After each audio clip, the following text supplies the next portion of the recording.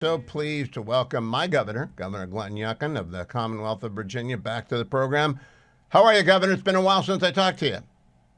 Hugh, I'm doing great. Thank you for having me. Your show is awesome, and Virginia is roaring. Well, I'm glad to hear that.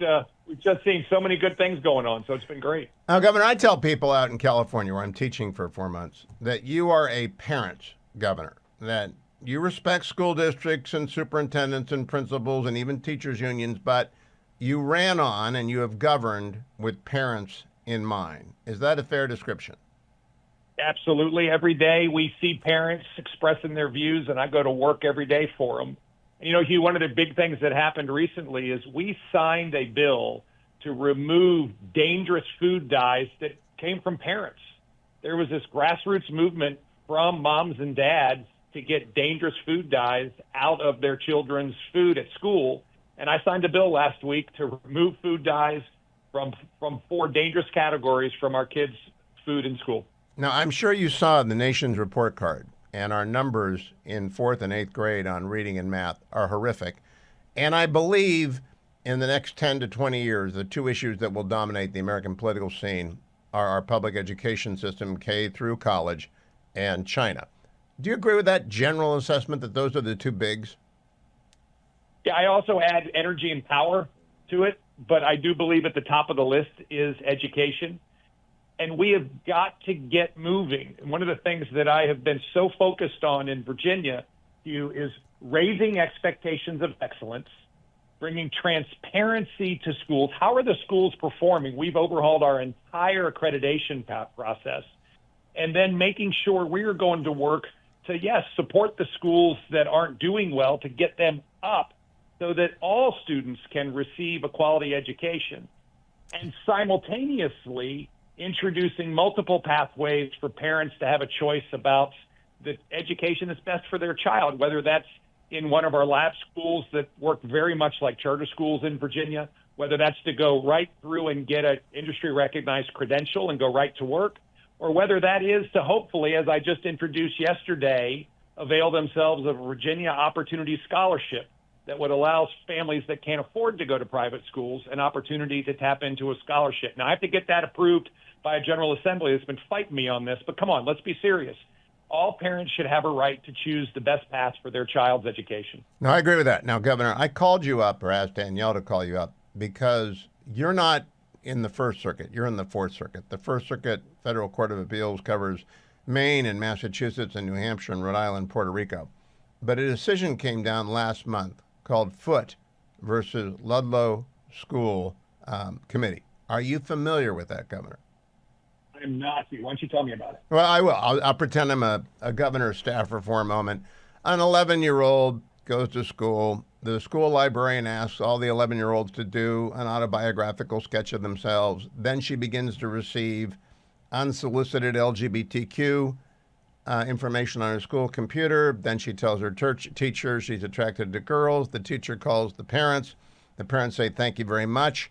And they bring the hammer down in form of an email. They say to the teacher and to the principal and the superintendent, "Do not get involved. We are going to handle this. We're going to take care of our child." And the long and the short of it is that the school then commences a conspiracy of silence. The young lady begins to go by a different name. They indulge that choice at the school. They don't tell the parents. They do everything they can not to inform the parents.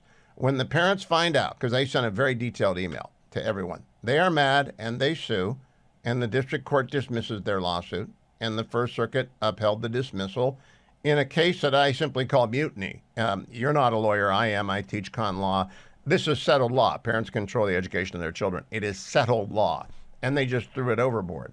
And I'm kind of shocked, Governor, because all of my grandchildren live in your state, and they're all going to go to your schools. And I do not want the Virginia public schools taking over the decisions affecting my grandchildren. Are you with me on that?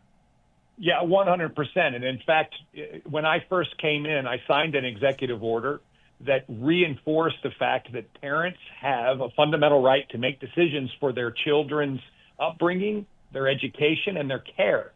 And therefore, in my policy that I then sent out later, that parents must be told about any of these most critical discussions that are going on with their children. Parents have the seat at the head of the table. Yes, there are others at the table, quality teachers and other advisors, but parents must have full dominion over what happens in their children's lives. And it is wrong for a school system, wrong for a teacher, wrong for a principal, wrong for a counselor to take any role other than one that is approved by a parent. So we are in agreement on this. I am curious, Jason Myers is your great attorney general. Will you talk to him about filing an amicus brief when the petition for certiorari goes up? Because I would like all the states to demand that the Supreme Court reverse this about as fast as this thing can be reversed. Yeah, absolutely. Because Jason has stood strong on this issue with me through our entire term together, as has our Lieutenant Governor, Winsome Earl-Sears. And by the way, my goal for this year, or at least one of many, is that Jason Myers is reelected as our Attorney General this fall, and our great Lieutenant Governor, Winsome Earl-Sears, is elected the next governor of Virginia, since I can't serve another term. Yeah, my only frustration with the Commonwealth is that they have this one-term limit. It really does make it hard for anyone to make fundamental change, but you've done a good job of that. One of that in bringing sanity to the higher education system. I know you had some meetings scheduled today with various officials in the University of Virginia system. Are you satisfied with where the University of Virginia system is? And it includes quite a lot of great universities. Are they headed in the right direction away from what I'll call the Columbia direction? Yeah, well, there's been a big step taken over the course of the last couple of weeks at University of Virginia and now at a number of our other universities. And the rest of them will take this up, which is dismantling their DEI infrastructure within the university. And listen, you know this, but others might not. It takes 3 years as a governor to get more majority control, and in this case, supermajority control of our boards of visitors in order to drive this agenda. And so it was really important that now that we have supermajority on these boards, that we are, in fact, first complying with President Trump's executive order to make sure that there aren't illegal discrimination practices going on at these schools, and as a result, to dismantle the DEI offices in each one of them. I have been very pleased to see that you and President Trump are working together on a number of issues. Generally speaking, is it more cooperation than friction? I'm unaware of any friction, actually, between you and the president. No, it's been an incredibly productive relationship. And to tell you, as a governor who spent my first 3 years driving Virginia to really great heights, I mean, we really have become the top state in America for business. We've had record employment. We've run literally 4 now straight years of a surplus, over $10 billion of surpluses over the last 4 years. We've been able to cut taxes and provide tax relief of $9 billion with that $10 billion. And so we've done great in Virginia, but I've been fighting headwinds the whole time until January 20th. And Hugh, what has happened with President Trump's arrival is we now have a friend in the White House who is working with us on a day-to-day basis. And it's across every cabinet secretary. I'll tell you, we've had one of the great collaborations on arresting and deporting illegal immigrants who are violent members of gangs. And you combine his executive order that has named the violent gangs international terrorist organizations, along with the collaboration that I have had at the FBI, Homeland Security, and ICE, along with the ability for me to now deputize our state police and our Department of Corrections personnel. And we have been running a month-long arrest surge now where we are going after the violent illegal immigrants and sending them out of here. And it has been the most productive collaboration I've seen with the federal government as governor of Virginia in the last 4 years, and it is night and day. And so I want to thank the administration for being great partners and allowing us to do so much more than we could do on our own. You know, Governor Youngkin, you, like President Trump, came into politics laterally. You did not spend your life going from assemblyman to state senate to Congress to Senate. You came in from the private sector, just like President Trump did. Have you been amazed at the inefficiency of government? And sometimes he seems almost stunned at how bad it is. But have you found that to be the case? I have found that I can get a lot done as governor, but it requires me to bring so many people together and then drive. And that's why we've been able to accomplish so much. And you look at what President Trump is doing now which is exactly that. Set ambitious objectives and make sure that everyone is delivering on what they say they're going to do. And it is just that. You have Okay, to let's continue. pause. Let's pause right there. I talked to the governor right before the program. I'm going to play part 2 of our interview in hour 2 of today's program. Dwayne is busy transcribing it. We'll post the audio as well. He's in with the good guy in Foote versus Ludlow School Council, and I'm very glad that he is. Noah Rothman is one of our regular guests that we really love. Noah is a senior writer for the National Review. He often appears on the editor's podcast, sometimes on the commentary podcast. But I'm feeling a little left out, Noah. You had that big National Review party in D.C., and I wasn't invited. Not that you had anything to do with it, but I just want to point out, that some of us old guys, we like to go to a party every now and then. That is an unacceptable oversight that I had absolutely nothing to do with and will take no responsibility for. All right, but good. I'm with you. And the good thing about having a platform, Noah, is I can hijack it for anything that gets under my skin. And a case called Ludlow or Foote versus Ludlow School Committee has gotten under my skin. Now, you're a parent, so I want to know how you would react to this. An 11-year-old girl goes to school. The school librarian has all the 6th graders do a biographical sketch of themselves. Then all of a sudden on her school-issued computer, up pops LGBTQ stuff. And then she tells a teacher she's feeling attracted to girls. And the teacher does the right thing. She calls the mom and says, here's an issue. And the mom says, thank you very much. Mom and dad send an email to everybody in the school. Thank you for your concern. We know you think she's depressed. We're working on it. We have a psychologist. We're in charge. Leave her alone. Please do not indulge gender transition stuff. Well, turns out that the school not only indulges it, they can participate in a conspiracy to conceal from the parents that the girl has adopted a new name and is getting deeper and deeper into gender fluidity. Now, I don't talk about gender fluidity much on the show. I do talk about schools a lot. Now, that's bad enough. But the First Circuit, in what can only be called judicial mutiny, threw out 100 years of case law to say parents don't matter. Assume for a moment I'm being fair.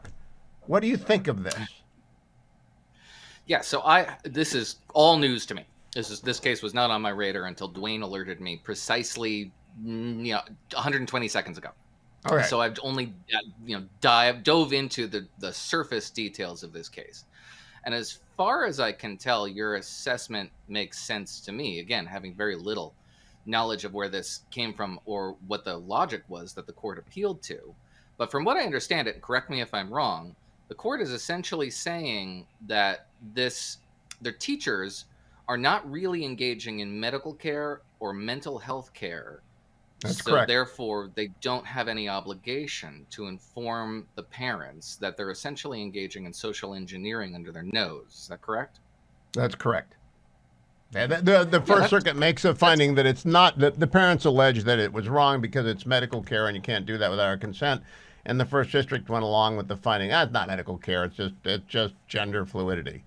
But generally speaking, I can't imagine. I've got 7 grandchildren. I would be peeled off the roof if any of my grandchildren if this happened to them. It seems like there are 2 issues here, right? The first is what you raised initially, insofar as this doesn't seem to comport with judicial precedent or the social contract, as I understand it, even living in a dark blue state in New Jersey, as I do, and sending my kids to public schools, as I do.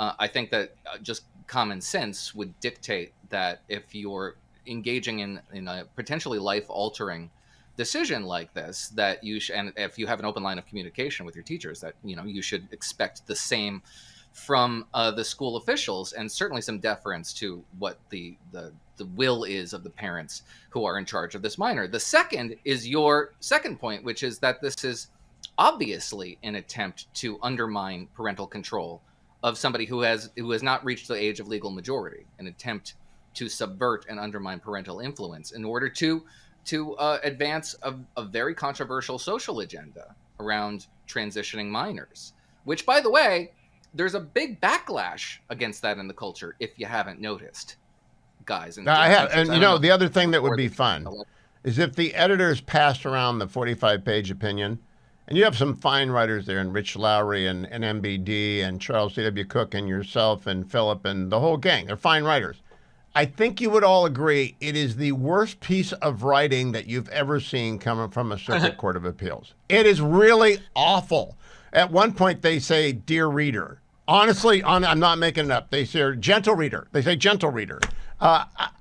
Noah, I just wrote a piece too last week that impeachment is not the way to go with judges we don't like. That's bad. It's bad for the rule of law. It's bad for institutionalism.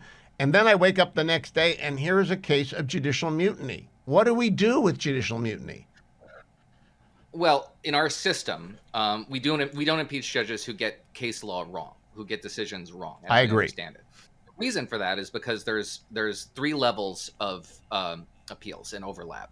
You can get to the Supreme Court, and if this decision does make it to the Supreme Court, I think you and I would both agree that it's on very shaky legal ground. It doesn't sound like it's predicated on jurisprudence, on previous decisions. It sounds like an effort to legislate from the bench, which is exactly why we have the Republican Supreme Court majority we have. This was a fundamental argument that Republicans made over the course of a generation, over the course of which Republicans eventually got control of the White House and managed to reshape the federal bench in ways that created an originalist majority. The originalist majority exists to stop this sort of thing. Now, here's what's really going to make you interested. Establishing legislative standards at the bench. It's a 3-judge panel. It's a per curiam opinion, means none of them would sign their name to it, so all 3 of them own it. 2 of the judges are Biden appointees with maybe 5 years experience total. The other is an Obama appointee. It seems to me it is an aggressive middle finger to the Supreme Court and to Donald Trump. It's like the resistance is Don Robes. Am I being paranoid? No, it doesn't. I'm not from as you've stated the case. It does seem to me like an artifact of a pre-election mentality that was dominant on the political left, that believed that the grand arc of history was going to eventually deliver some sort of a social compact that would accept as normal, natural, and righteous the notion that minors can, outside of the watchful eye of their parents, be stewarded, be guided, goaded even, into changing their identities and perhaps even engaging in medical treatment in order to permanently alter their physiology based on an assumption, not even a diagnosis, but an assumption that they're suffering from gender dysphoria. I think we have a political compact in this country now that is pretty definitively against that. Democrats who have some sense of political self-preservation have abandoned that. Big assumption, Noah. Big assumption. Do you think Democrats have a sense of political survivability? Yeah, so retiring New Hampshire Senator Jeanne Shaheen, now that she's retiring, can say the quiet part out loud and join with people like John Fetterman and others who have sloughed off the shackles of the activist class that compelled them to supplicate before the LGBTQ activists who insisted that it was righteous, normal, and good for young people to change and alter their identity in immutable ways. That is behind us. Now, the activists are mounting a rearguard action. I agree with you, but it is nevertheless a rearguard action, a retreat, trying to mitigate their losses as they find more defensible terrain. This is indefensible terrain. What this you got to find defensible lines. This is not one of them. Noah, I cannot wait till you pass it around at the next gathering of the editors, or whether you're over in commentary, because I don't know that you can get past the writing. I don't know that Charles C.W. Cook is going to be able to gag down the writing. We'll see. Noah C. Rothman on X, always a pleasure. I'm joined by an old friend, Senator John Cornyn from the great state of Texas. He's long been a friend of the program. He's a friend of mine. He's a great senator. He's running for re-election in 2026, by the way. He's going to win in a walk. But I put his campaign website over on my X account so you can throw some dollars his way, because the Democrats will blow, $1 billion trying to beat him like they do every year. Senator Cornyn, are the Democrats going to try and run uphill again against you? They're going to try, and they're going to fail, just like they always have. It's remarkable to me. You win going away every time, and yet they pull together millions and hundreds of millions of poor people's dollars to try and dislodge one of the great conservatives from the state of Texas. In fact, I expect you to have a cameo in Landman in the next season. Is that on the works? Well, Texas is the prize that if Democrats were to switch, flip the state, then we'd never elect another Republican president in our lifetime. So they realize that, and we are committed to making sure that doesn't happen. Well, you do great retail politics, and I appreciate your taking the time to talk to me, because we're talking to San Antonio and Houston and Dallas and a bunch of places throughout Texas right now. I want to ask you, I could talk to you about the Senate Intel Committee. I could talk to you about all your different committees, judiciary, but I want to talk to you about finance. Are we getting close to having a package? Because I'm a little bit worried that we're not moving fast enough to get the election cooking by 2026. Well, yes, we're making good progress. As you know, this is unusual. The House, given their slim margin, they actually are ahead of where the Senate is. But I think we realize that the two most important numbers in all this exercise to prevent a multi-trillion-dollar tax increase with the expiration of the Tax Cuts and Jobs Act is our 218 and 51. And I was the whip back in 2017 in the principal vote counter when we had 52 Republicans, and we got 51 votes for it. But so that's we're rapidly moving to that consensus. And but as you point out, time's a wasting. Now, Senator, I sense in the country a turn towards our team. And I mean that. I think we're going to do well in Georgia. We might do well in Michigan and Minnesota. I think you're going to win re-election handily. I think Susan Collins is going to win re-election handily, Tom Tillis. And I think it's because the country just has glimpsed how radical the left has become and how they own the Democratic Party. Do you share my view that generally there's been a change? Yes. I think, Democrats have gotten Trump derangement syndrome, and they are opposed to everything that this administration has suggested, including DOGE, the Department of Government Efficiency.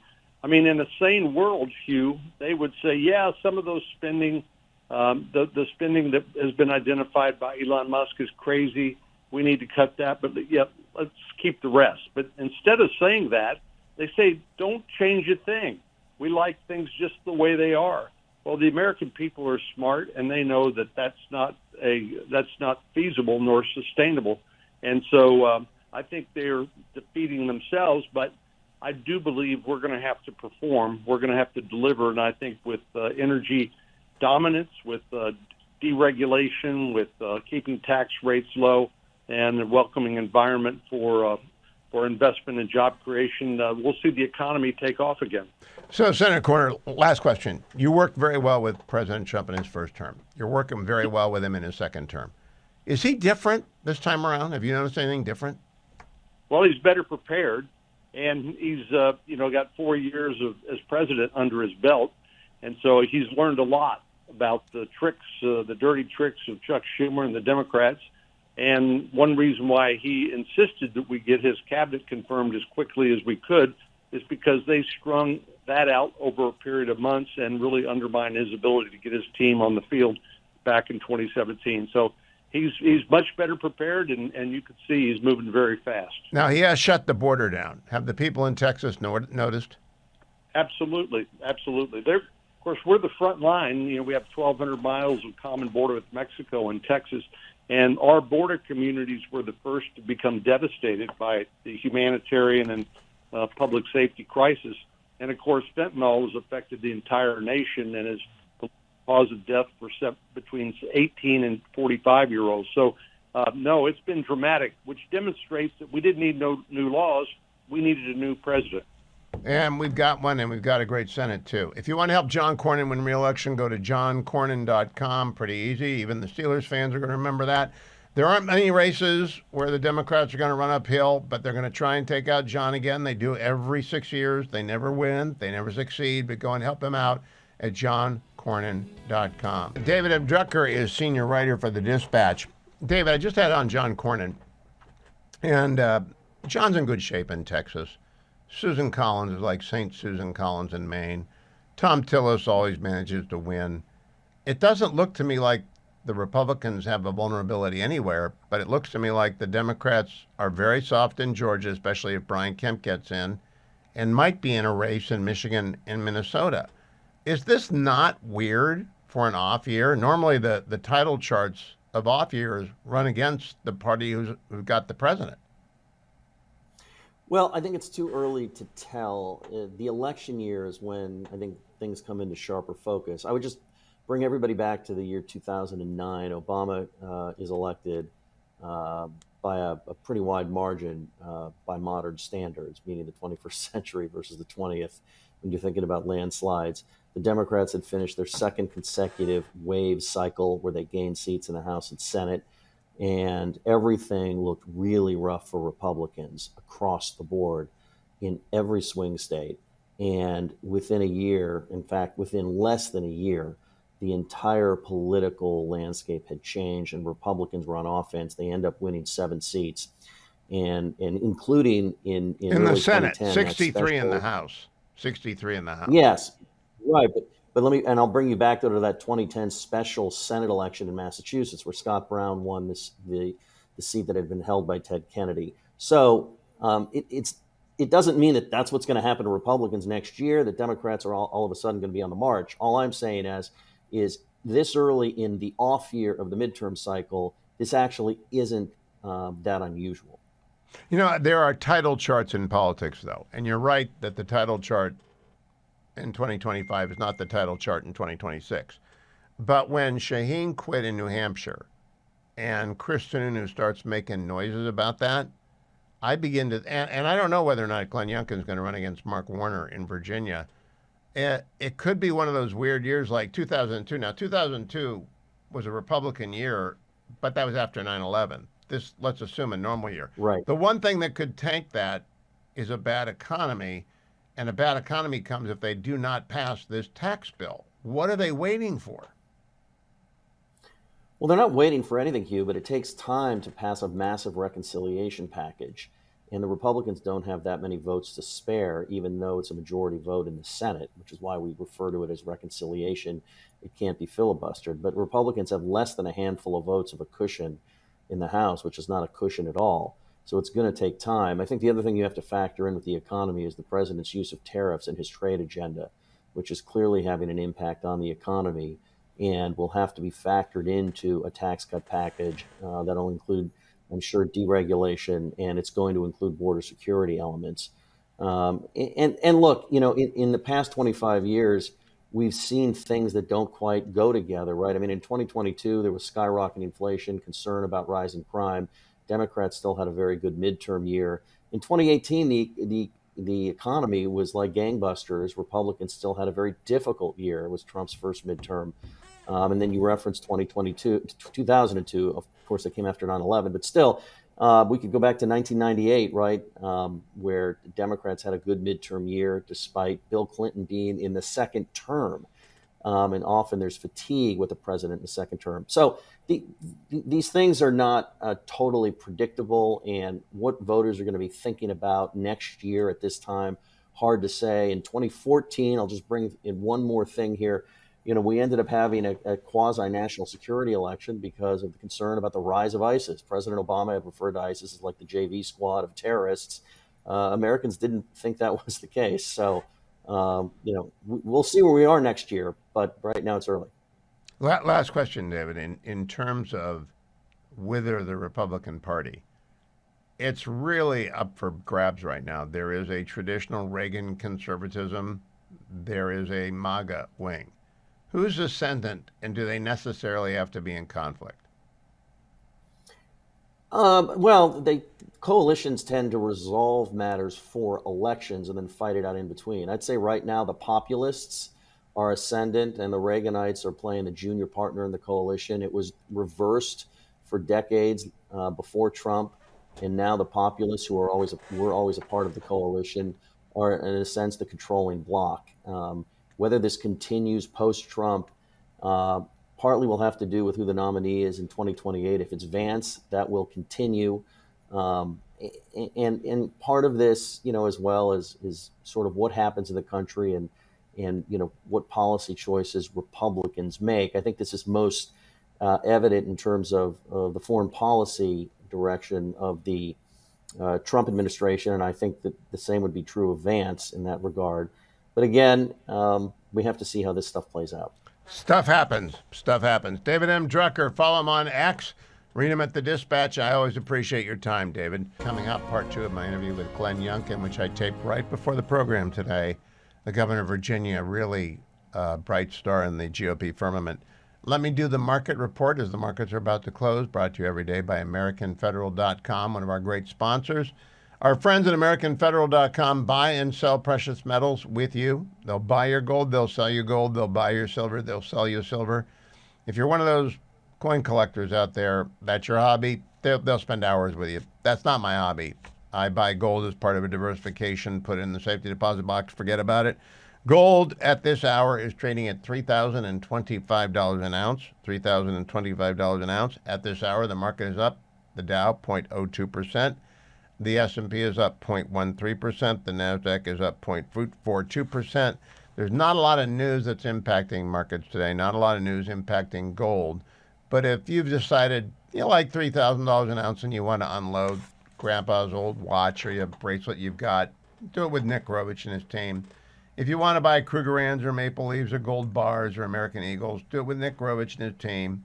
You can call them at 1-800-221-7694. 1-800-221-7694. I think they're the best in the business. I begged them to become my sponsor because I heard him for years sponsoring Dennis Prager, and I said, that's the guy I want. That is the guy I want.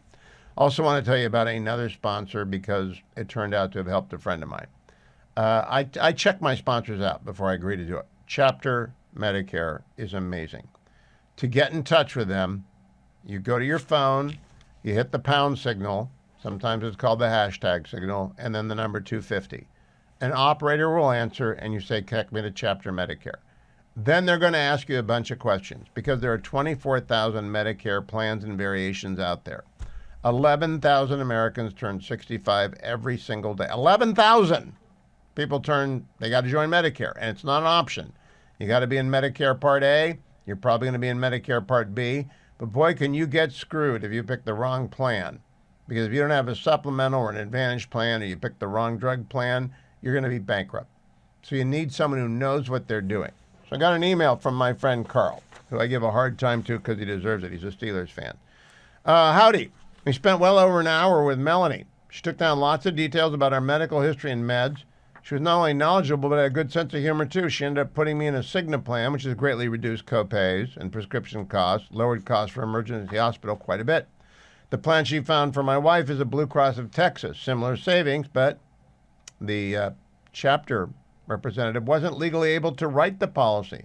So she sent a link to Doreen and talked her through the application. It was all squared away in a matter of minutes. I hope there's some financial reward for her efforts there. I can't tell you how much that makes me happy. They're not in the business of making money for themselves. They're in the business of making Medicare work for you. I really do believe it's a godsend. It's Big Data has finally figured out Medicare. If you want to take advantage of it, either if you're turning 65 or you have a life event and you're eligible to change plans, go to your phone, hit hashtag and the number 250, pound 250, and when the operator answers, say, I would like to talk to Chapter Medicare, Chapter Medicare, Chapter Medicare. And then you will begin your journey to sanity because Medicare is not a sane place. And you will thank me for that. I hope you're catching me on my YouTube channel. If you miss an interview, we always pop them up over at the YouTube channel, Hugh Hewitt YouTube. And, of course, I've got a daily podcast, Highly Concentrated Hugh, which takes all of our interviews and puts them together so that you can get all the stuff together at one place and usually do it on your morning workout. I got Governor Glenn Youngkin is coming up after the break. I spoke to him before the program today, played the first part of it, but I'm pleased to welcome now House Majority Leader Steve Scalise. Leader Scalise, welcome. I haven't talked to you in the new year. How are you?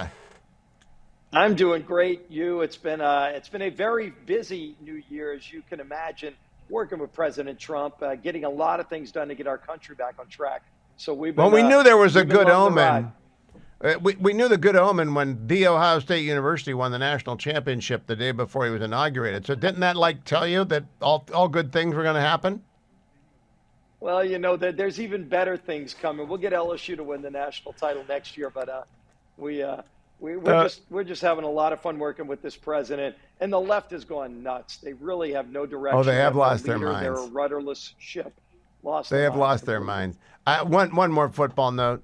Leader, I would love Mason Taylor, your tight end, to be in a Browns uniform. He's ranked about 77 on the board. It's possible it could happen. We're not going to get Will Campbell because we've got to take Shador Sanders, but I do think we might have an LSU Tiger split opposite David Njoku. I'm Mason's looking forward to a great that. guy. Yeah, Oh, he's a great guy. So all right, now, Leader, you guys did the impossible. You passed a budget. And I mean, nobody believed you were going to get that done. My hat is off to you. Can we please get it finished? we have to. We passed it about a month ago, and the Senate's been sitting on it. So we're pushing the Senate. It's time to get moving because the president, we talked to him yesterday in the Oval Office about one big, beautiful bill. And what we need to do, you want to get tax policy locked in and prevent a massive tax hike. You want to get better energy policy, fund border security and deportations of criminals. All of that needs to be done with the budget reconciliation bill that gets started with this budget. So we need the Senate to move that bill so we can go to the next step and get the reconciliation process started. We're ready to go in the House. The Senate needs to get moving. Do you expect a vote by Easter on the one big beautiful bill? What I expect is hopefully by next week, we'll see the Senate move the budget. Then our committees are ready to go. We have 11 committees in the House ready to take action to get working on President Trump's full agenda.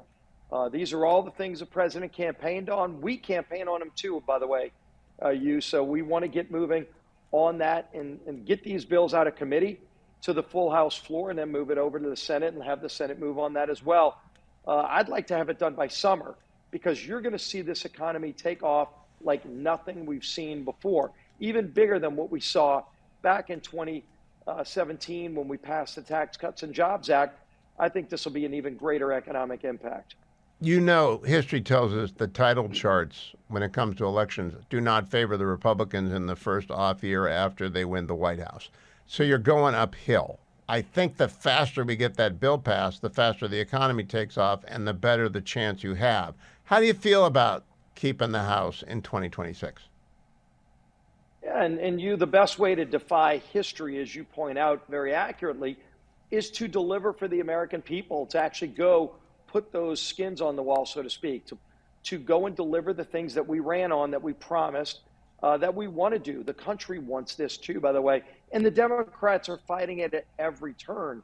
And this is where I think we've got a great advantage going into next year, is that the Democrat Party is in complete meltdown and disarray.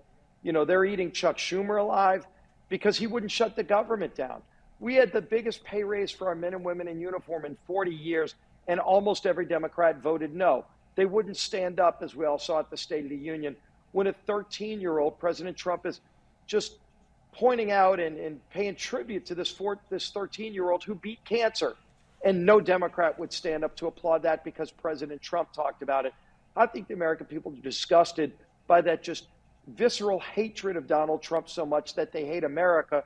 If Donald Trump delivers something good for America, they are rooting against America on the Democrat side up here in Washington. That's not where I America notice is. little things. By the way, that's not where most Democrats are in America. But they are, and they have lost their way. I notice small thing. Your counterpart in the House is Hakeem Jeffries. He was asked about Chuck Schumer. I cannot imagine you or Speaker Johnson not supporting John Thune publicly, and Hakeem Jeffries wouldn't say anything. Were you surprised? Yeah, he literally said. Yeah, he said, next question. They asked him a very straightforward question. Do you support Chuck Schumer? They're from the same state, for goodness sake. And he could not express support for Chuck Schumer. He literally just said, next question. That just shows you they're ducking their own base. They're afraid of their own far left base. The lunatics on the left have taken over the Democrat Party, and that's what cost them the election in the first place. They still are in denial about why they lost the election. And by the way, why Donald Trump was able to get and reach into so many different pockets of the Democrat Party, the working class, those old Reagan Democrats voted for Donald Trump. You saw more African-American men, Hispanics, voting for Donald Trump. So the old Democrat Party base has left the Democrat Party. The only people in Washington that don't know that are Democrats here in Washington. Majority Leader, I got a couple of specifics to ask you. I, of course, am self-interested I love the AM radio in every vehicle act. I also like it because we had fires in California where people needed the emergency broadcast system. Do you expect that to come around this Congress again? I think it will happen this Congress, yes. Okay. Do you expect there to be a fight over relief for California? Because I'm out there. I do not want no strings relief because California doesn't know how to spend money. It's an absolute wreck. Do you expect there will be conditions placed on relief? There has to be. And look, we don't want to be back in that same place again. I know you don't want your state to be back there again. And yet Gavin Newsom and the radicals on the left put policies in place that favor a fish that nobody can even pick out of a lineup over people, the actual people whose communities burned down. You have water policies that make no sense. You don't even allow in California, they won't allow the maintenance of their underbrush, where every country that has a lot of forests maintain the forest. They clear the underbrush so you don't have forest fires that burn communities down. We're going to put those guardrails in any kind of relief package that goes through Congress. That's a relief to me because I know what you're going to hear. You're going to hear, oh, Steve Scalise got money for New Orleans after Katrina, and Ron DeSantis got money for Florida after that, and But in fact, those states work well. They know how to use the money. California just goes away. It vanishes into the ground. And by the way, when we got the money, when the country came together, rightfully so, and helped the people of South Louisiana after Hurricane Katrina, they also required that we build better levees so that we don't have that kind of wide-scale flooding again. So the idea of just giving money blindly has never been the case.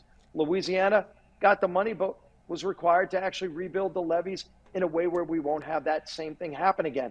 Why would we allow California to maintain the policies that would allow communities to burn down again, just like they did? The people in those communities don't want it, by the way. Gavin Newsom won't even address the needs of his own people. So the people of Washington will say, look, we're going to help communities rebuild, but we're also going to fix the problems that cause these wildfires so communities don't burn down again. All right, last question, Mr. Leader. I had Doug Burgum on last week, and he spent a lot of time talking about liquefied natural gas. We've got places to send it out of. That's big for your state. Are we ready to really scale that so that we become the dominant exporter of liquefied natural gas in the world, and we never give up that position? We are, and in fact, Secretary Burgum went down to my district just a few weeks ago, looked at the largest LNG export facility being built in the world, over $24 billion facility at the mouth of the Mississippi River. They were waiting on another permit to build another one just like it next door. They had everything in place, including the private financing, and yet Biden put the freeze on LNG exports. President Trump, in his first week in office, got the permit approved so that now they're starting construction of yet another LNG export facility there. We're seeing it all around the country. It's going to lower costs for families here in the United States. But what it's really going to do is also undermine Russia. Russia's making billions of dollars a month selling their energy to Europe. We're now going to be able to sell our energy to Europe so Russia doesn't. So it puts more money in the pockets of the United States, hard workers, creating jobs, and lowering energy costs here, while also taking money out of Putin's pocket. Biden was the one who gave Putin those billions of dollars. Trump is ending that. Boy, it is great to talk to a Republican when the wheels are clicking and you're all on the same track going forward. Thank you for joining me. We're just getting started. I'm glad to hear it. Keep coming back. Even when Ohio State wins another natty, keep coming back. You're always welcome here. LSU's going to get there too, but go Tigers. We're all having fun with this. Thank you, Mr. Leader. Earlier today, right before the show began, I was able to sit down with Virginia Governor Glenn Youngkin and discuss a lot of issues, including where the legislative agenda goes next. Let's pick up that interview. We need to drive results. Now, I'll also say that the legislative process oftentimes ends up with compromise that unfortunately compromises away the ultimate objective. And again, that's why I think we've been successful in Virginia, that while we have been able to reach some good compromises on budgets and other things with the General Assembly that's controlled by Democrats, we've also been able to use executive orders effectively, and we have driven tremendous outcomes for Virginians by making sure that everyone understands that common sense prevails. Now, Governor, I've been asked by a lot of people as well, because I've been around Republican politics since 1976. Who is running the party now? It's obviously Donald Trump, but there's a bench, and that bench is obviously Vice President Vance and you and Governor Kemp and Governor Ducey, who's retired right now, but doing good stuff. A lot of good governors. You got Elise Stefanik at the UN. You've got Tom Cotton in the Senate and Josh Hawley in the Senate. Are you an optimist about the Republicans becoming a secure majority party as the Democrats spin off further and further to the left? Yeah, I absolutely am. I'm first really, really comforted by the deep bench of talent that you just went through, and there are many others, but also by the fact that the Republican Party is focused on common sense outcomes, and that is a big majority of our nation. And think about the folks that have come into the Republican Party over the course of the last really 8 years, as we have reached into new groups of folks that had not historically voted for Republicans and helped them really come to grips with the fact that the Republican philosophy is not just winning philosophy, it's common sense, and it delivers tremendous outcomes for them. Now, we sometimes now are close to winning. We're really close to winning the Hispanic vote across the entire country, the immigrant vote. We've seen more young people come back to the Republican Party, and we're seeing the black vote really turn and really look for those common sense answers out of Republican leaders. sometimes governors don't know much about national security. Just because, I mean, you're in Kansas, maybe you will if you're in South Dakota and you've got Minutemen silos, but you're not generally. You, however, have got the biggest shipyard in America where we build our carriers and our boomers and all sorts of other stuff. If the president's plan for shipbuilding is embraced by the Congress, and I think it will be, Virginia will prosper. But will you have the people necessary to weld the bolts and wire the ships and prepare the electronics that are necessary to get them to sea? Well, first of all, I hope that his view for shipbuilding does prevail, because we need to be able to build many more ships, because we have to compete with the Chinese machine that is cranking out a Navy that is now starting to eclipse ours. And so we have to build more. Newport News Shipbuilding is spectacularly talented, but they have to be able to increase their capacity. And one of the great constraints is talent. We've been running a massive talent effort in order to increase the numbers of welders and electricians and programmers and all of the team members necessary to build submarines and aircraft carriers, which is what we predominantly build at Newport News Shipbuilding. And I have to say, it has really increased the available talent. We've worked through our community college. We're also working so that Virginia students can move straight from high school into the workforce. And while I'm a big proponent of college, it's not for everybody. And to have a pipeline where folks can go and learn and learn how to be one of these great tradesmen and on a path to earn $100,000, $150,000 a year, that is an extraordinary living, and we need you. And so if you have an ambition to do any of these great national security-driven occupations, we need you in Virginia, and we would love to have you move here. You know, Hugh, last year we had, for the first time in over a decade, more people move to Virginia on a net basis than move away to the other 49 states. That was a huge flip of Virginia becoming a destination where people want to build their lives. I didn't know that. I have been reading about Virginia. You've got off-year elections. Obviously, Lieutenant Governor Sears is running to replace you, and she'll be on a lot, and I'm going to help her as much as I can. But there's a federal workforce in Northern Virginia that's not very happy with Donald Trump right now. Do you think that headwind can be overcome by Lieutenant Governor Sears? Well, it begins with making sure that federal workers in Virginia understand that there are lots of jobs here. And I have continually expressed the fact that we need to get at the fiscal discipline issues in Washington, and therefore the actions that President Trump has taken in order to restore fiscal discipline are needed. And yes, there are many federal workers in Virginia who may or will have real job disruption or job loss. We have 259,000 open jobs today, right today, that are open for people to take across the Commonwealth. And we are working to make sure that any worker who has their career interrupted as a result of a federal government job loss has a pathway into these great jobs.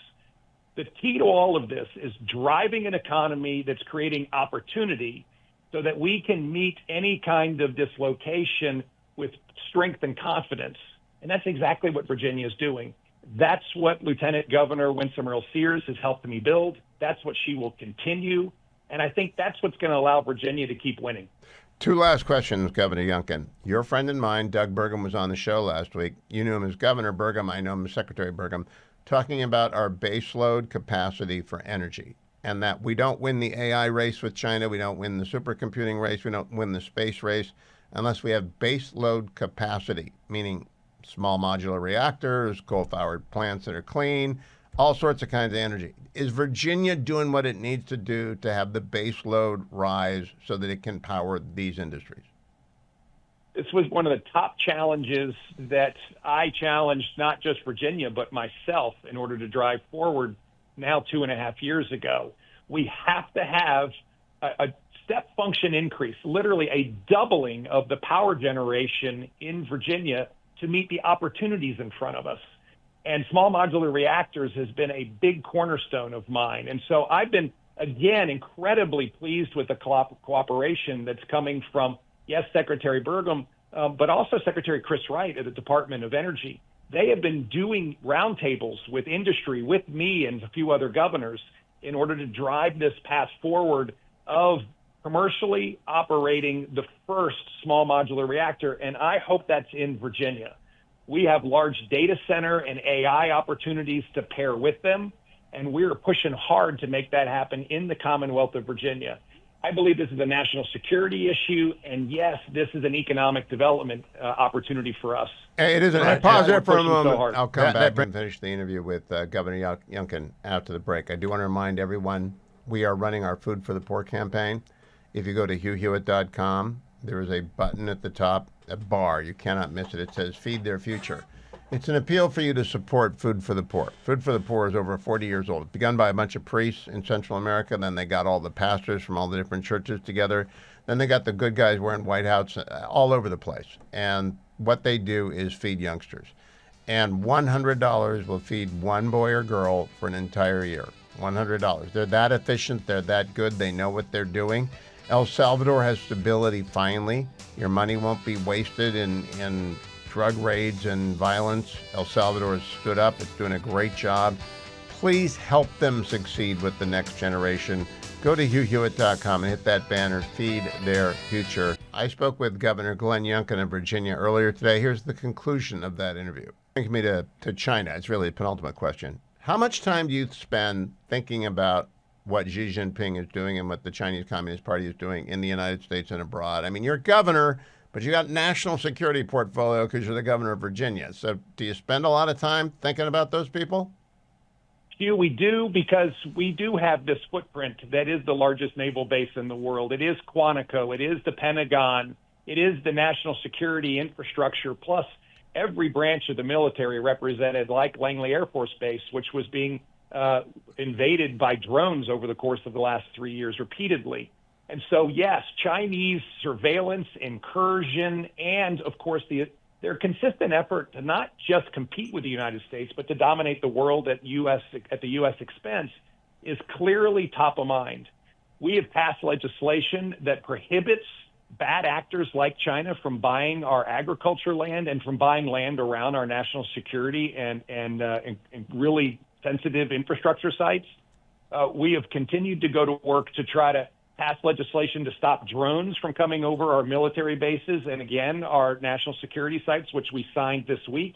And so we're going to work every day to try to keep our Virginians safe, our Americans safe, from what China has demonstrated is a constant effort to try to dominate the world at our expense. Okay, very last question is about what does Glenn Youngkin plan to do when the term ends next year? You can take on Mark Warner for the Senate in 2026. You can start a parents pack and take your innovations and your resolve to be for parents national. Do you have a plan yet, Governor? I have a plan to represent Virginia with everything I have until January of 2026.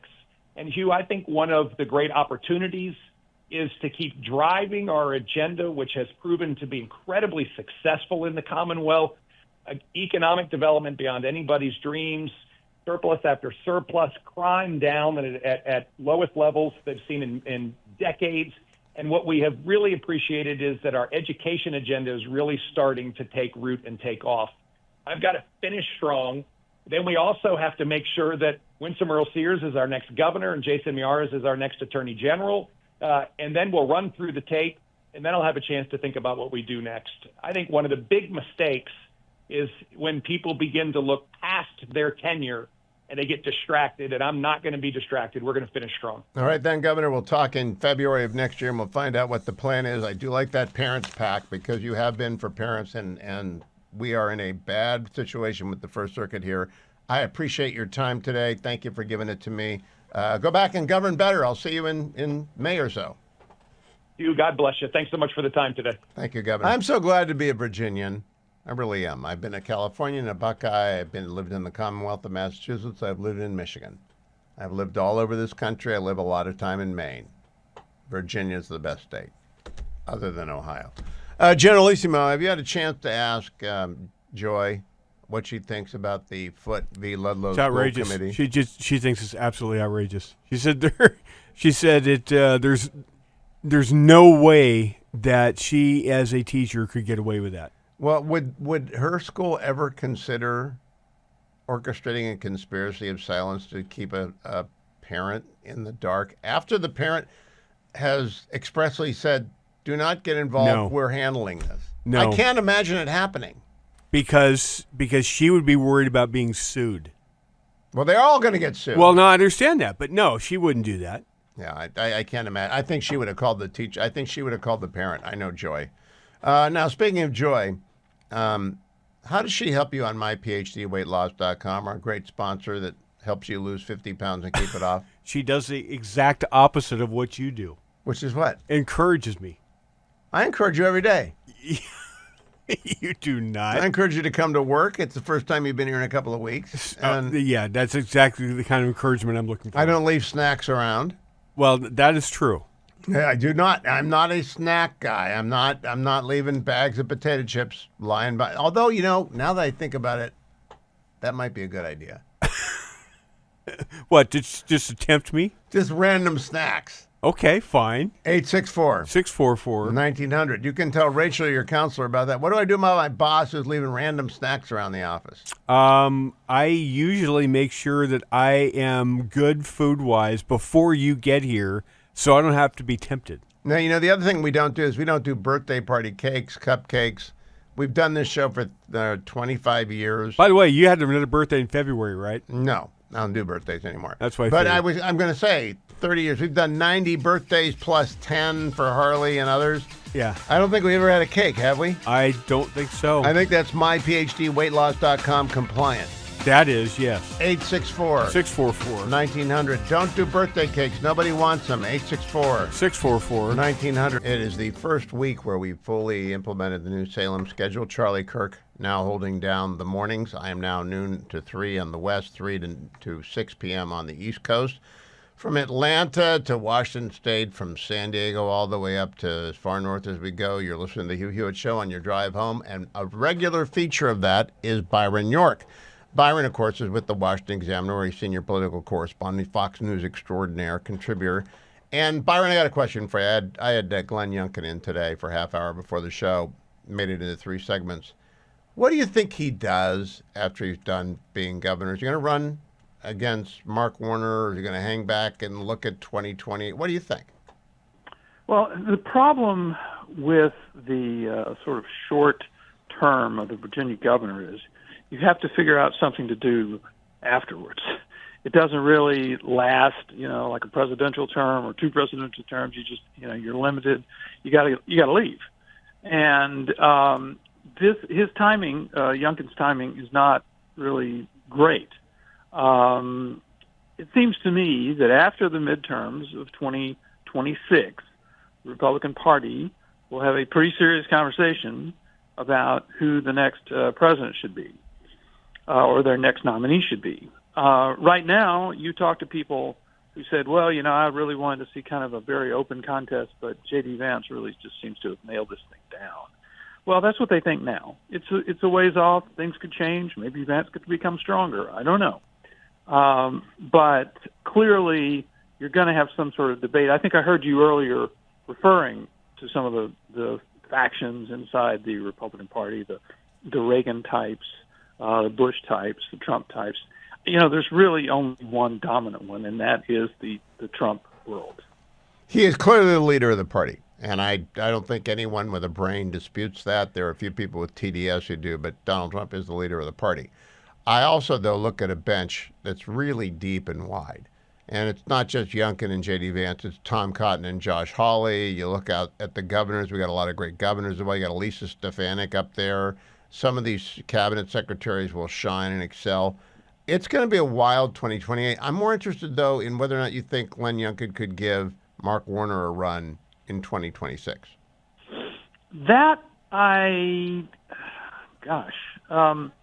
When was the last Republican senator? Ed George Gillespie almost beat Mark Warner 6 years ago. Yeah, They put no but money when was the into last it. Republican senator? Was it George Allen? Yeah, I think it's George Allen. Okay, so it's been a while. And so is there like a blue wall, like that shows that no Republican could ever win Pennsylvania, Michigan, or Wisconsin? Well, the federal until employees somebody are not does. going to be happy, right? The federal employees in Northern Virginia. But there's a unique issue that I talked with him about it. He's defined himself, Youngkin has. The reason I had him on today was to talk about a court decision out of the First Circuit called Foote versus Ludlow School Committee. One of the most outrageous circuit court decisions I've ever read. Youngkin has defined himself as being a parents' governor. Parents win every toss-up. He doesn't dislike school boards or superintendents or principals or school unions. He's just parents win. I think that's a powerful brand. I think that brand cuts across every party because I think parents generally agree parents ought to win. Schools don't run their kids' lives. Do you agree with me about that assessment, Byron? Well, I do agree with you, and that's one of the things that got Youngkin elected. Yep. I mean, you had a Democratic candidate who didn't want parents, who said out loud that he didn't want parents to have a role in what their children were taught. And everybody thought that was absolutely crazy, which it was. Now, on the other hand, Trump will be a big factor in this race. You said the federal workers up in the northern part of Virginia will not be happy. It's probably true. What were the results, the 24 results in Virginia? They were close, but the Democrats won. It was close. Yeah, I know. But was it within 5? Oh, yeah. I'll look it up here. Okay. So, it will be close, but it's hard to see it actually happen. Okay. Now, in terms of the Democratic Party, I think they're in an utter meltdown. And by that, I mean they're in an iron grip of gender ideology, extreme climate hysteria, and then you toss in DEI and a group of their other issues to which they are welded. They can't get away from them. How do they ever recover? Well, they're not going to recover for a while. One, they don't have a leader. I mean, the thing is, and it's absolutely true. Let's see. Actually, Harris won by 5 and just a touch. Yeah, 51% in Virginia. Yeah. So I was close. Yep.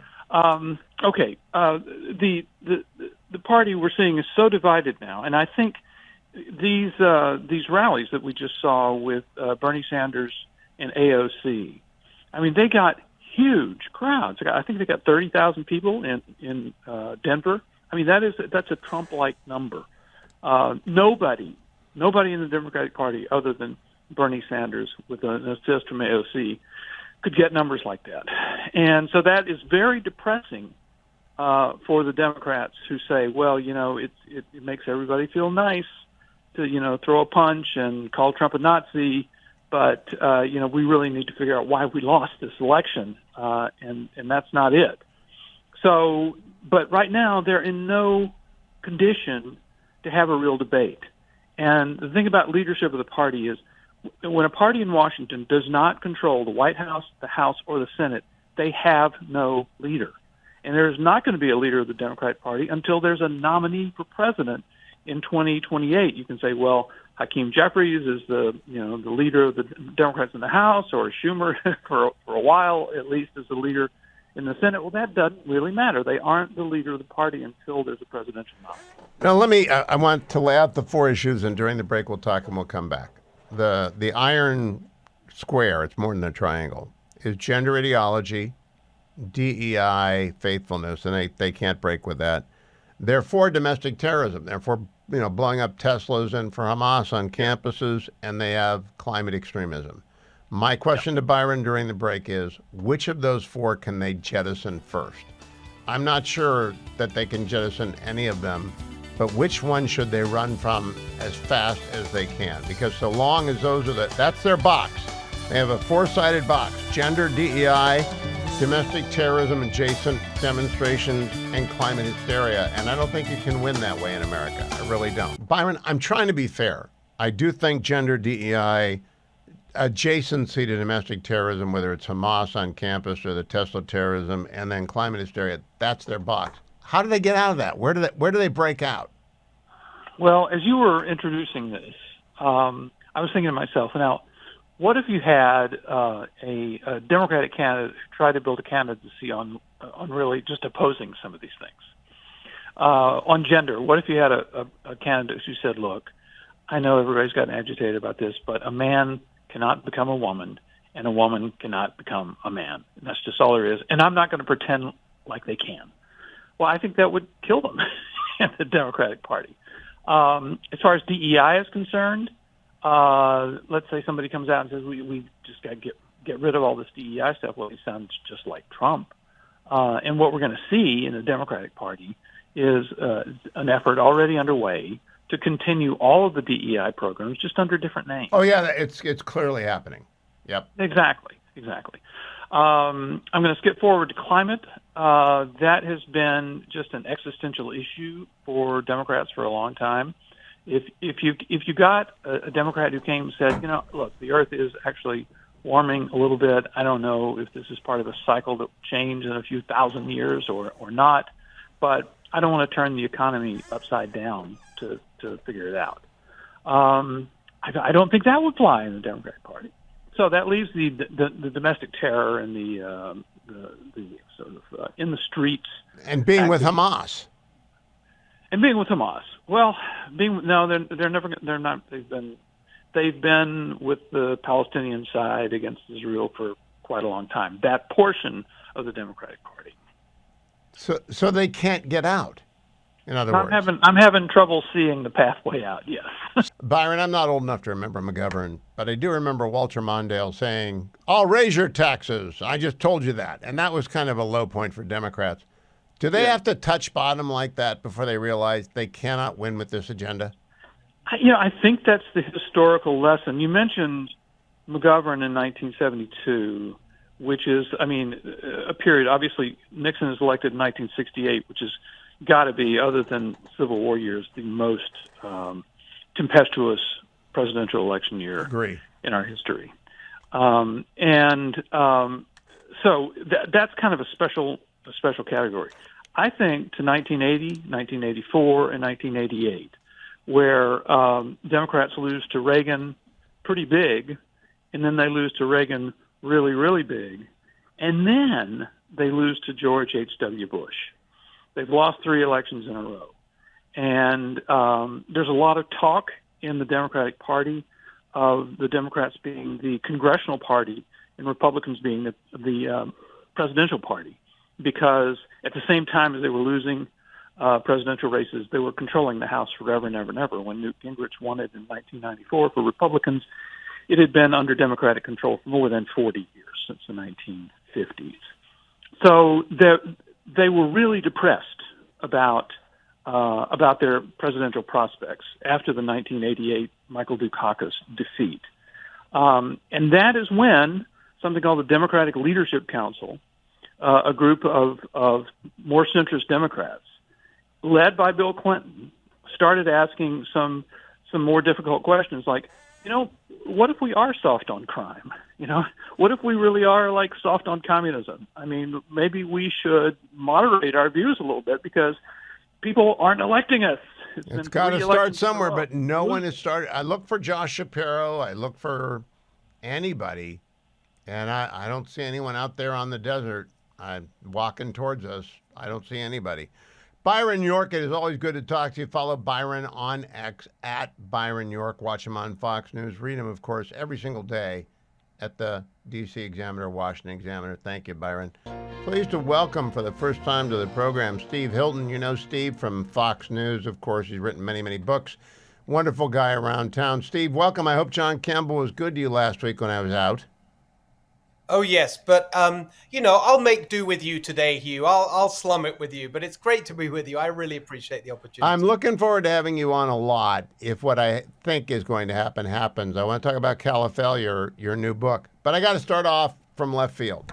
My favorite church in the world is the chapel at New College. I've only been 3 times. No.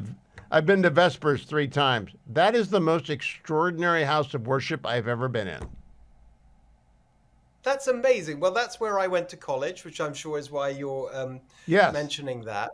And my favorite story about New College Chapel is, do you know the story of the roof and the beams?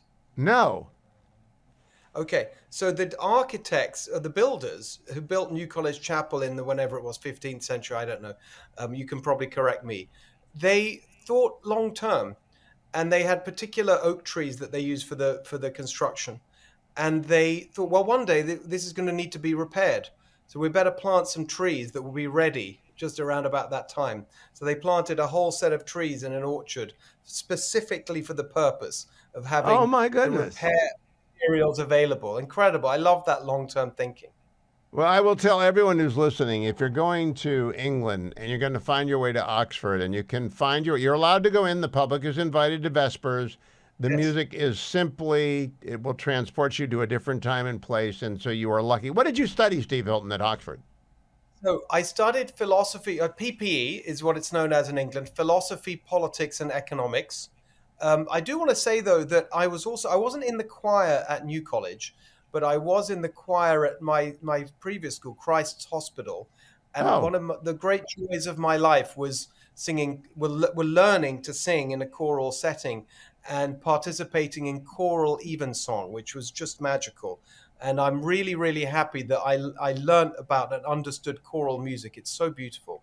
Well, I would think it also teaches you how to work together with people, and you must have had good conductors and great colleagues in that chorus.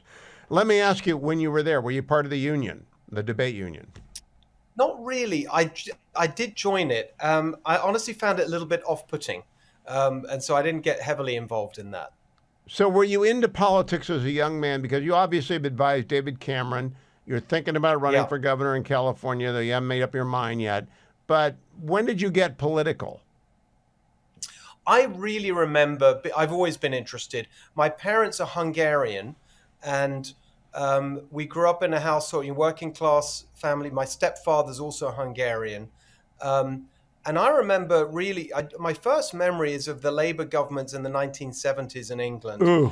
And then very thrilled with Margaret Thatcher. I remember my stepfather, who worked in construction, and he was not particularly political, but this phrase stuck with me, which was that Margaret Thatcher was for the workers and the Labour Party were for the layabouts. Probably not a politically correct term to use, but I remember that as a kid.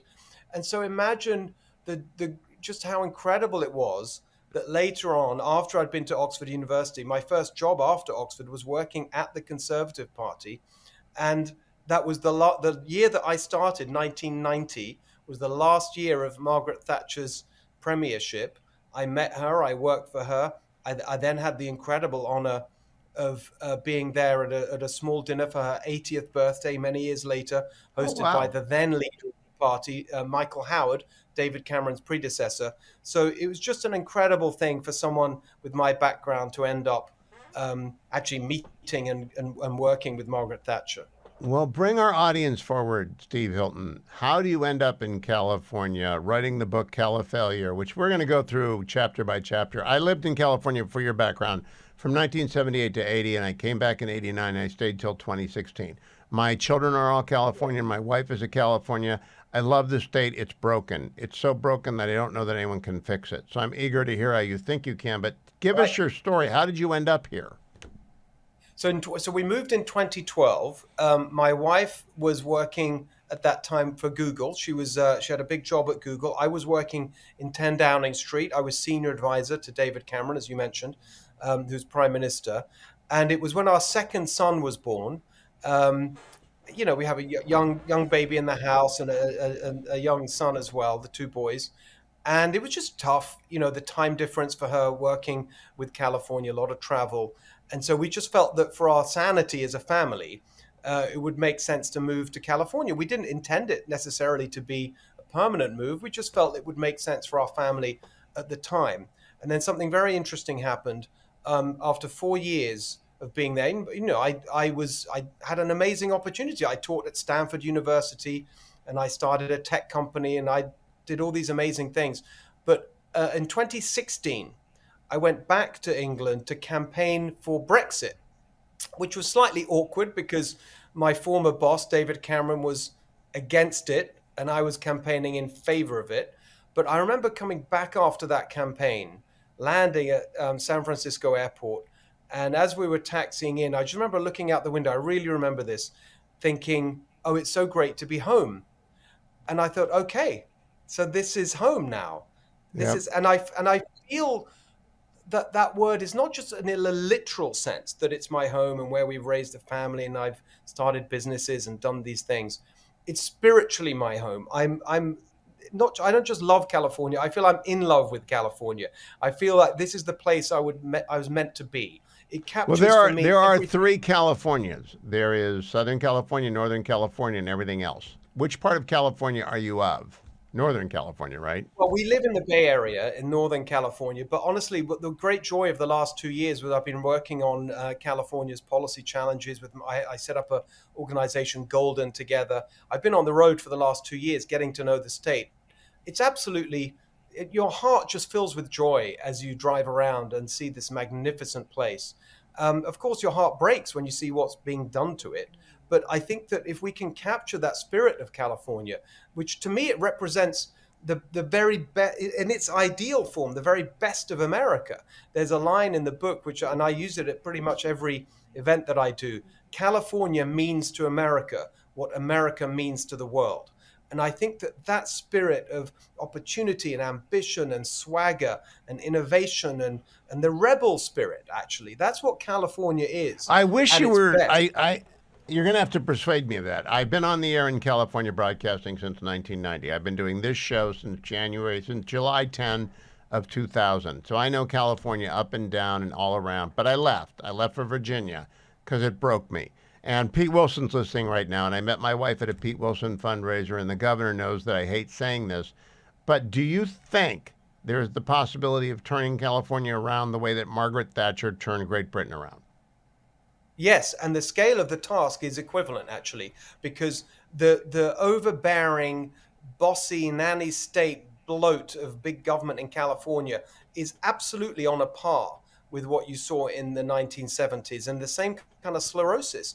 I mean, we have the worst business climate in America, which is insane, 10 years in a row, according to the study by Chief Executive magazine. So I think it's possible. I mean, two things I would say. First of all, if you look at what happened in the 2024 election just a few months ago, with President Trump at the top of the ticket, not even really campaigning in California because there was no real prospect of winning the large number of electoral votes. Nevertheless, with President Trump's leadership, you saw 10 counties flip from blue to red in California, including big ones like Fresno County, the fifth biggest city in our state. You saw an overwhelming vote in favor of Proposition 36, which reversed the disastrous Prop 47 that Kamala Harris helped push through all those years ago, that legalized crime and theft under $950 and all the other consequences of that. You saw the defeat of George Gascon, the far-left Soros-backed DA in Los Angeles County. You saw Bay Area incumbents, whether that's the mayor and the DA, the mayor of Oakland, the DA of Alameda County, where Oakland is, mayor of San Francisco, all defeated in one way or another. And the tide seems to be turning.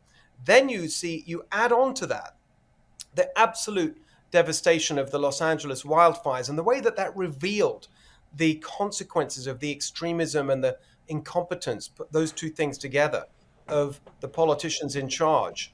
And now you're seeing polls coming out. Just in the last few days, we've seen a poll that says that 48% of Californians would consider voting for a Republican governor. I think the tide is turning. People have had enough. They can see it's not working.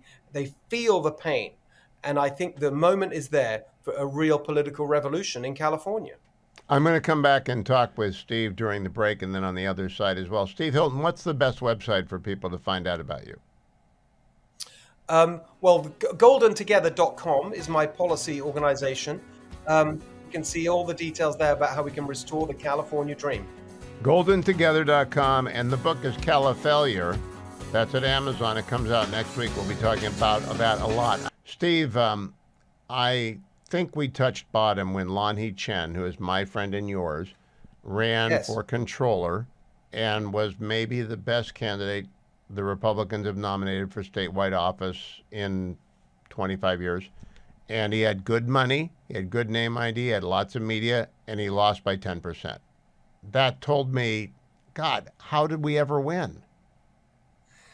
I don't know. I think that here's a couple of things.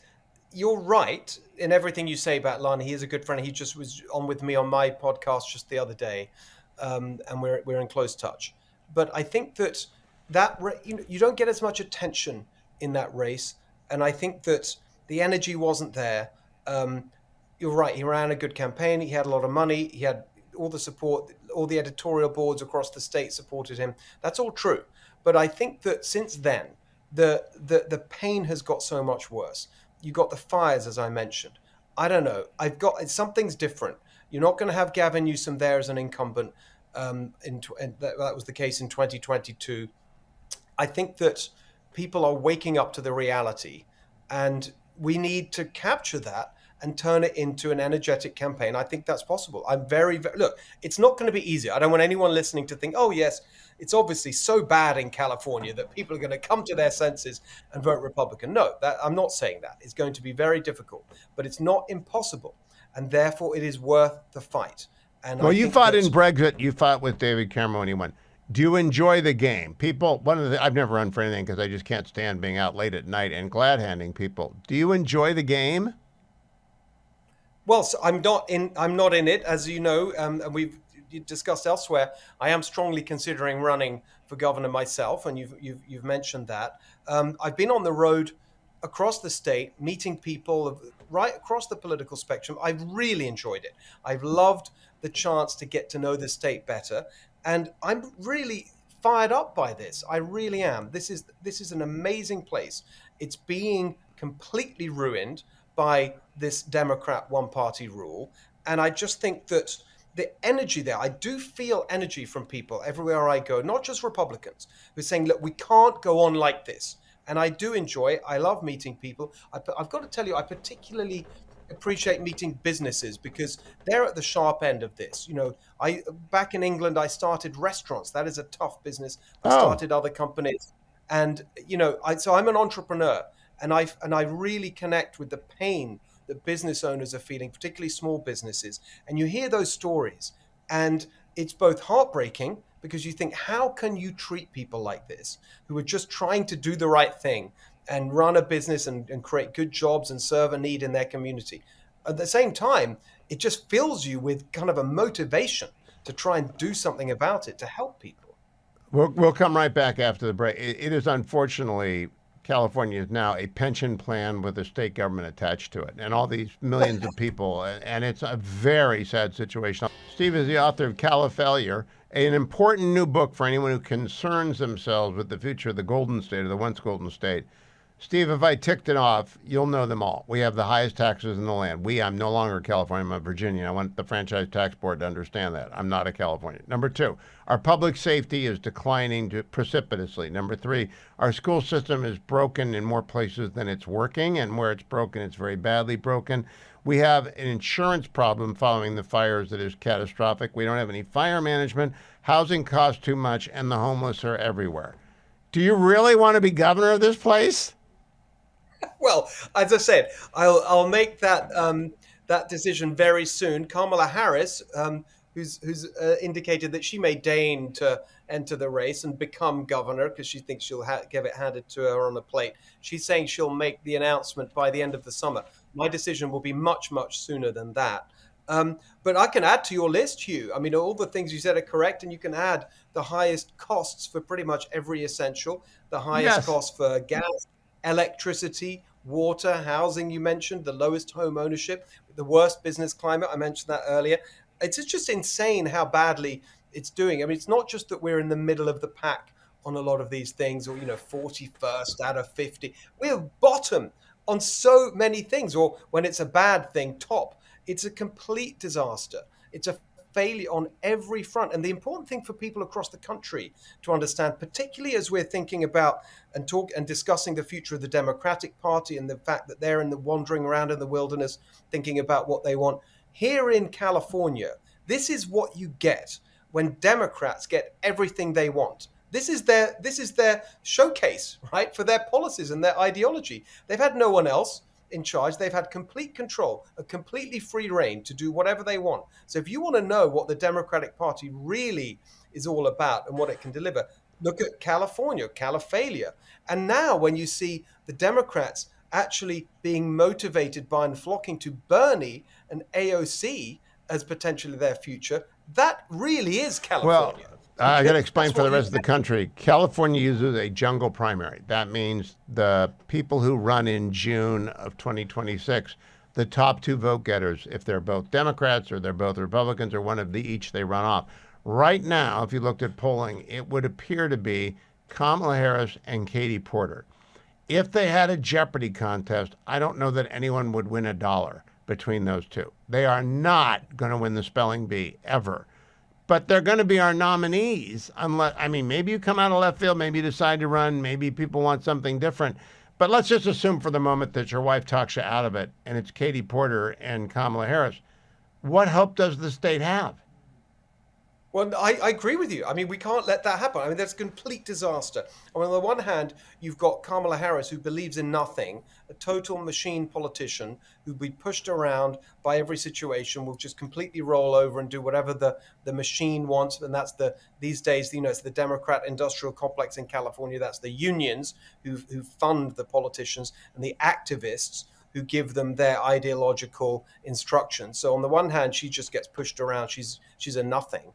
On the other hand, you have Katie Porter, who's an open far left progressive, who actually does believe in things, but they're very dangerous things for the future of California. It's more of the same far left ideas that have given us the worst outcomes in the country. On top of that, we have a legislature that has a Democrat supermajority in both chambers. The important thing to understand about the Democrat supermajority is that it's not legitimate. It's the result of gerrymandering. The Democrats hijacked the initiative that was passed in 2008 by the voters to have what was called independent redistricting. But actually, when you talk to people involved in that process, it was completely hijacked to enable gerrymandering. So if you actually look at the average vote share in statewide elections for Republicans in the last 2 decades since we won a statewide election, the actual average number is 41.7%. That's the average share of the vote for Republicans statewide. In the legislature, we don't have 40%. We don't have 35 or 30 and even 25. It's been 20%, half the representation that our support in the state would mean. And so there's a real problem there that we need to address. But the starting point, the most achievable goal to start to turn things around in California, I believe, is the governor's race in 2026. That is, look, if you could get it going, you can have a cot, bring it in here. We're on in San Francisco and Fresno and San Diego and LA and the Inland Empire. We're on every major market in Sacramento all day long, every afternoon from noon to 3. Come here and live here and talk to the people of California, because I think it's tragic. When I first moved here in 1978, when you were a lad, you were in short pants, and I lived in San Clemente. There was no better place to live, and there's still no happier place to live than Huntington Beach on a Saturday morning. It's the happiest place on earth. But unfortunately, the cumulative cost of incompetence is staggering. Have you been to Skid Row, Steve? Have you been downtown LA, where 75,000 people are on the street? It's so shocking, even though you've seen the photos, you've watched the video, it's been widely shared. When you actually go there, it's so shocking. You cannot believe that these conditions are not just tolerated in our second city in America, but have been tolerated for decades. It's just shaming. You should think, how is this even possible that we tolerate these conditions? It has to end. I mean, you just can't. Is there have any this. place like that in England where people are just sent basically to die? They get stoned and they die. Not on that scale. And I do remember, and funnily enough, it's a story that you've got to remember, but bear in mind, during the later part of the Conservative government that ended in 1997, you did see street homelessness on quite a bad scale in London. Nothing like Skid Row, but it was very visible. And Tony Blair, the incoming Labour Prime Minister, said, sorry, this is not good enough. We're not going to tolerate that. And he hired someone from a homelessness charity who led a homelessness charity, someone I got to know very, very well, who he said, look, we're going to clean this up and we're not going to allow people to live in these conditions. And they were very aggressive about it. And they didn't listen to those who said, well, you can't force people off the streets. Well, of course you should, if they're in need of drug treatment or mental health treatment and are not in a position to make their own decisions. That's not compassion. I mean, I write about that in the book. It's compassionism. It's fake compassion. It's the appearance of it. And so that Tony Blair took that tough approach as a Labour Prime Minister in England. That's what we need here in California today, but you're not getting it from any Democrats. I mean, the fact that this has gone on for so long and is getting worse, we have 11% of the US population, 45% of the unsheltered homeless population. It is just an absolute scandal. It is, and we will be back to talk with you about Califailure. Califailure is the name of Steve's new book. I say it 7 times, Califailure. By the way, great cover art. I don't know who came up with that cover art, but it was genius. It was me, it's actually. the Hollywood. I'm going to claim credit. Oh, did you? That is a very genius cover art. It will get people to stop and look if there are any bookstores left in California. Steve Hilton, good to have you here. Follow Steve on X at Steve Hilton X. That's not hard. Steve Hilton X. And follow him. He'll be back on the program soon. We'll do a deep dive into Califailure. Thank you, Steve. I'm so excited to let you know that Charlie Kirk has taken over the morning slot, which is terrific. It's 9 to 3, depending on where you are in the country. It's live on the East Coast, I believe, from noon to 3. And I believe it is live on the West Coast, 9 to 3. And Charlie's fabulous. He's going to be great. The other good news is we do expect Dennis to be back. He's making a slow recovery, but I cannot wait to hear him talk about the travails that he's been through and the wisdom that he has gained. You know that Dennis has been thinking throughout this entire process. And I'm just so excited about Dennis's return. In fact, here's a little bit of Dennis to tide you over. Rabbi Warren Goldstein is the chief rabbi of South Africa. Why is the South African government so hateful of Israel? Yeah, look, it's despicable and it's morally repugnant what they've done, because in essence, they are conducting this war against Israel. Instead of just being on the battlefields of Gaza, this is just another battlefield. This is why Pragertopia exists between now and his return. Go and join. Become part of the Pragertopia network. You will thank me for doing that. One other thing I want to tell you about our sponsor, Job Creators Network. They are doing a big confab. They're getting together at the Job Creators Network Summit. Now write down this, jcn2025summit.com. If you're watching on the Salem News Channel, you can see it on the lower third there.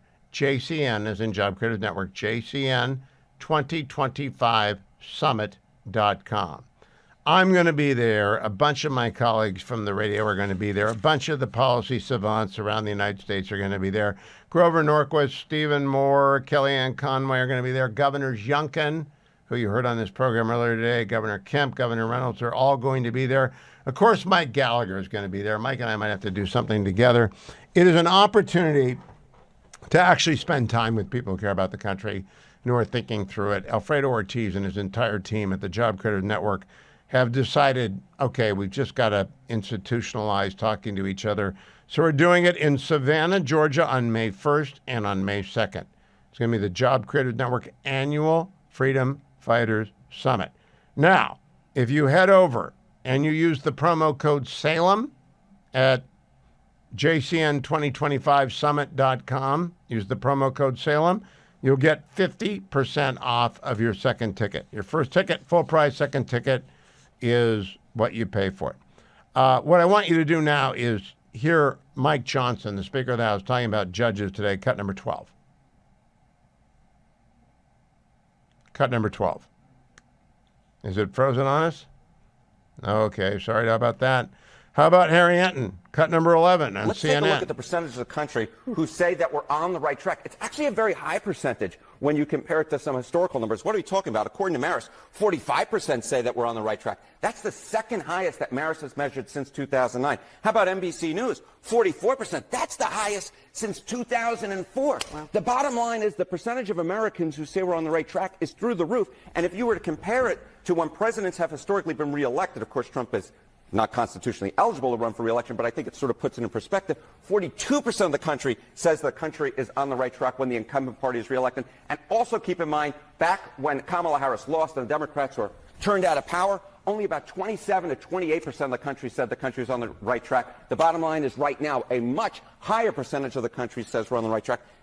That is great news because we are on the right track. I also want to play for you soon-to-be Ambassador to Israel, Mike Huckabee, at his Senate confirmation hearing yesterday, cut 7.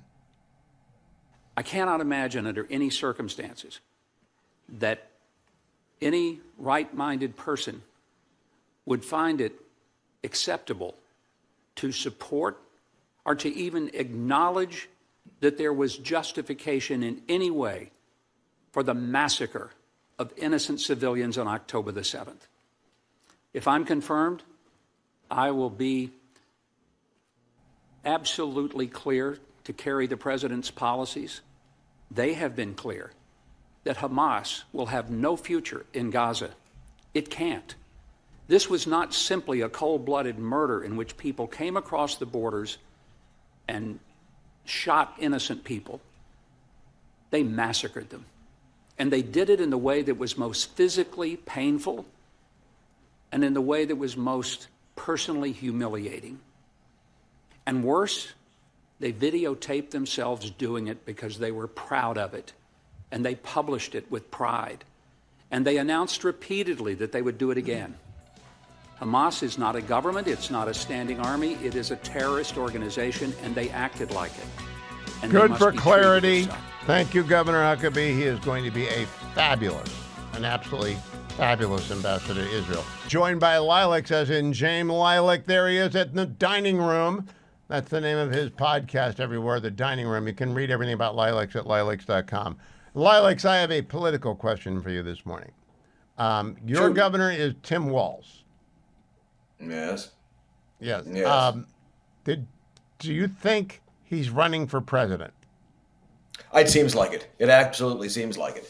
I know that the name. First of all, Hugh, I changed the name of the show to The Dining Room, so now you're going to have to make fun of it by doing something else. Secondly, it seems so to me. It seems as if he's regarded himself now as an attack dog who people are looking to for truth telling, and I mean, it's having some interesting results. I guess I don't think that actually he's probably the best messenger, but if he feels compelled to do so, then let us subject the vote to the American people again.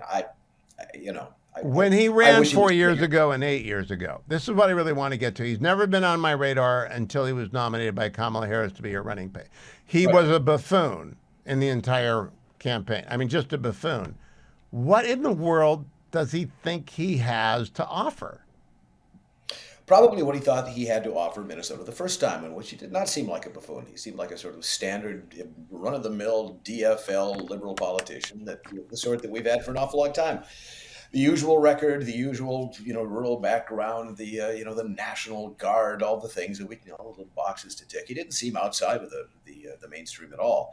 But oddly enough, the Tim Walz that we got during the Kamala Harris campaign was Tim Walz Unbound, was a jazz handy, much more sort of theatrical fellow with a wide variety of facial expressions previously unknown, I think, to a lot of Minnesotans. Well, that's what I wonder. Has he always been jumping around and used the term jazz hands with the wild waving and stuff? Has that always been him? Not that I've seen, but then again, I haven't I haven't really studied intently the physical mannerisms and gesticulations of Tim Walz. I just sort of associated him with the usual liberal politics of the state. So yeah, I was a bit amused to see the version that was trotted out on the national stage, and thought could have dialed that one down a little. I think. Now, you have a senator named Tina Smith. She announced that she is not running for re-election in Minnesota.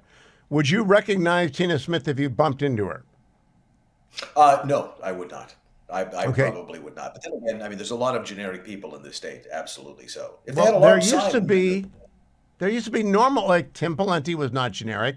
Norm Coleman was not generic. Paul Wellstone was anything but generic. What happened?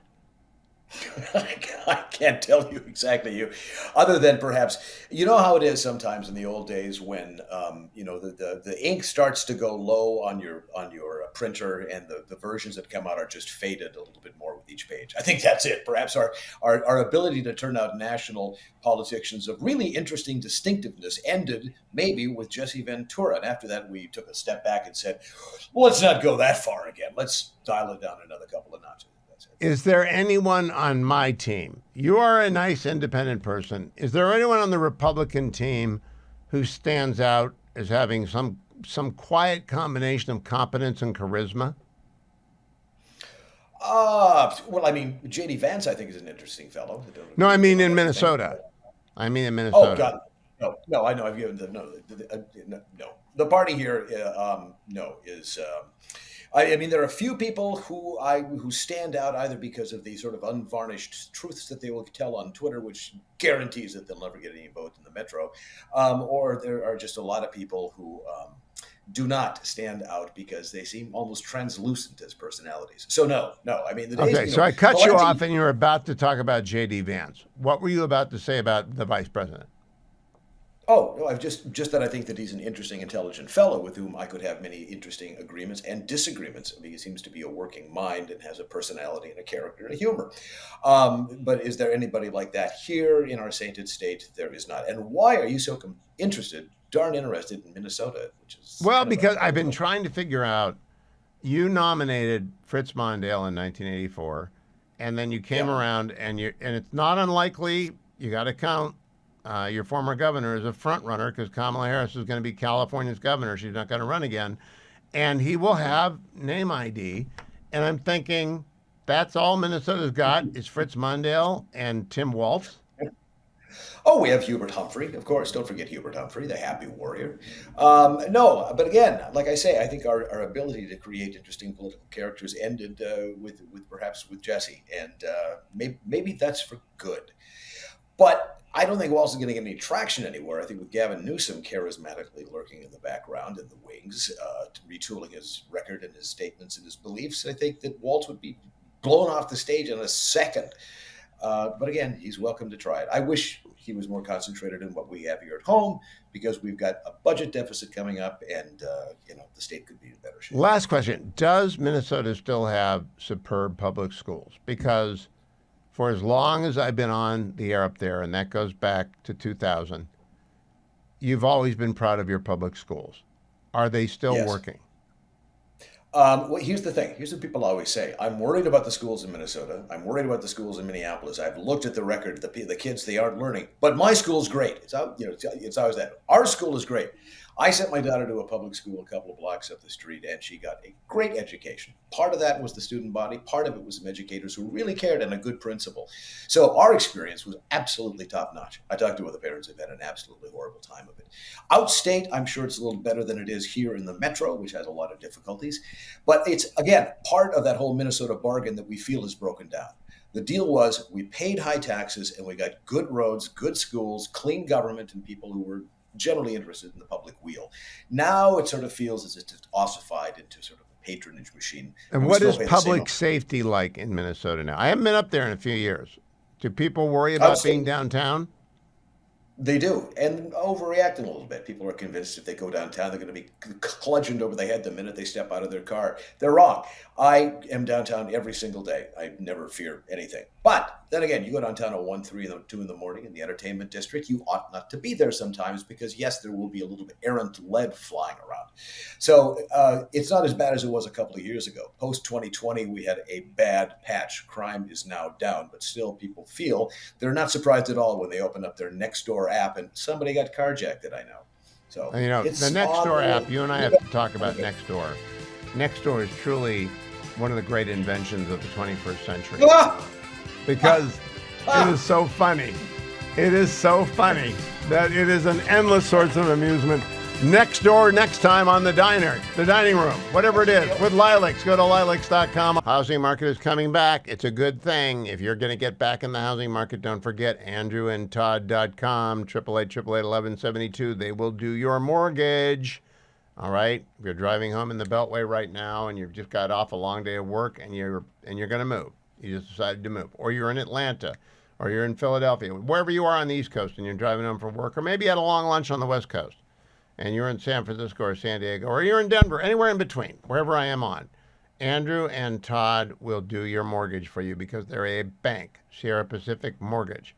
Call them at 888-1172. Do not wait for interest rates to fall. We don't know when it's going to happen. When they do fall, they can refinance you because they'll have the full file, and they are very, very good at that. Whether you're a first-time home buyer and you're getting an FHA, whether you're a veteran, you don't want to put any money down, whether you're a senior citizen and you want to get a reverse mortgage to take money out of your house, never make another payment, it's still the same phone number, 888-1172, andrewandtodd.com. Can we listen to Pam Bondi quickly on Sean Hannity's show last night? Cut number 6. Yeah, Sean, it is. And after she said that about Elon, she said, well, I didn't mean violence. But, however, your words have consequences. And what happened after she said that about Elon Musk, she's a Texan in her own home state. After she said that, this morning, 3 explosive devices were found in Austin, Texas. So she needs to unequivocally denounce the violence. She must apologize immediately, not only to all Texans, but to our country, to the American shareholders of Tesla, because she is promoting violence. And then you showed the clip of what she said about Senator Cruz. I believe she probably will be censured by Congress for saying that. People don't learn. She's using her public persona, her public platform to increase her followers, to increase her significance, and she is threatening lives, safety. When she did this at Tesla, Sean, people's lives are in danger. This is America. We're in a free country. And she's she is right, and good for the Attorney General for saying that.